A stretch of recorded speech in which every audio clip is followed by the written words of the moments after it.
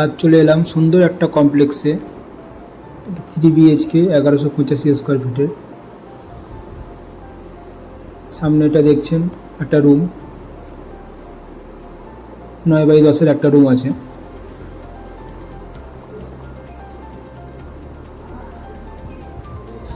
এটা কিচেন আছে, বড় কিচেন। এটা মাস্টার বেডরুম আছে, দুটো উইন্ডো আছে। টয়লেটটাও খুবই বড় আছে।